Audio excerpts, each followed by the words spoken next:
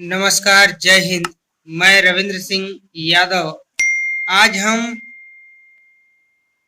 अंग्रेजों भारत छोड़ो आंदोलन 1942 का बात करेंगे कि जब हमारा देश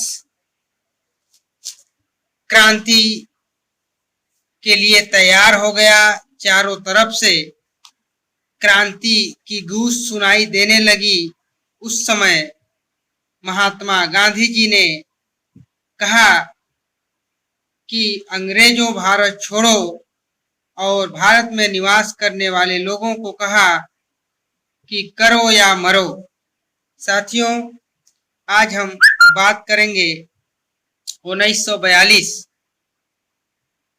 जिसमें भारत छोड़ो आंदोलन या अगस्त क्रांति भारतीय स्वतंत्रता आंदोलन की अंतिम महान लड़ाई थी, जिसने ब्रिटिश शासन के नींव को हिला करके रख दिया, झकझोर करके रख दिया।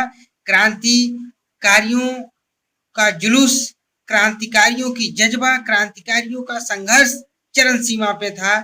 हर तरह अंग्रेजों भारत छोड़ो, अंग्रेजों भारत छोड़ो की गूंज सुनाई देती थी। क्रिप्स मिशन के खाली हाथ भारत से वापस जाने पर भारतीयों को अपने छल जाने का एहसास हुआ। दूसरी ओर दूसरे विश्व युद्ध के कारण परिस्थितियां अत्यधिक गंभीर होती जा रही थी। जापान सफलतापूर्वक सिंगापुर, मलाया, वर्मा पर कब्जा कर भारत की ओर अग्रसर हो रहा था लगातार।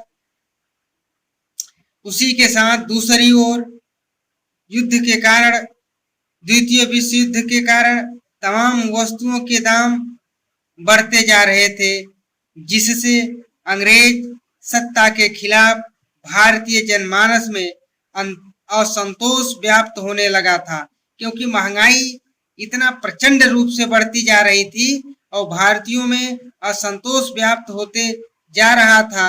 इधर जापान के बढ़ते हुए प्रभुत्व को देख करके 5 जुलाई 1942 को गांधी जी ने हरिजन में लिखा कि अंग्रेजों भारत को जापान के लिए मत छोड़ो, बल्कि भारत को भारतीयों के लिए व्यवस्थित रूप से छोड़ जाओ। और अंग्रेज लास्ट में न चाहते हुए भी भारतीयों के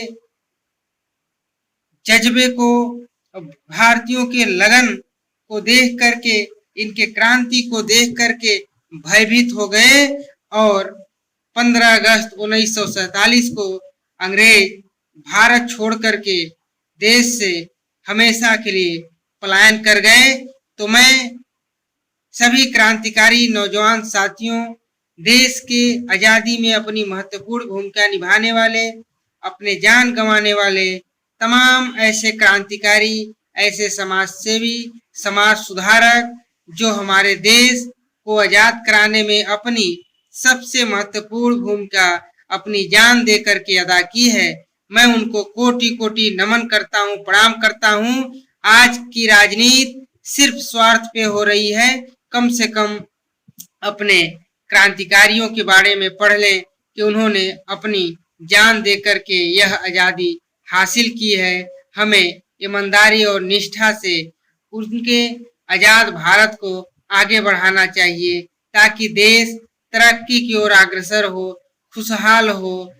किसी की भी बहन बेटी हो, वह हमारी बहन बेटी है, उसका भी हमें सम्मान करना चाहिए, इज्जत करना चाहिए। तभी जाकर के हमारे घर में रहने वाली बहन बेटियों का सम्मान होगा, वरना आपके बहन बेटियों का भी सम्मान नहीं होगा। आप जैसा करेंगे, यदि बबूल बोएंगे तो कांटा ही मिलेगा। इसलिए हमें ईमानदारी और निष्ठा से समाज में काम करने की जरूरत है। जय हिंद, जय भारत, नमो बुद्धाय।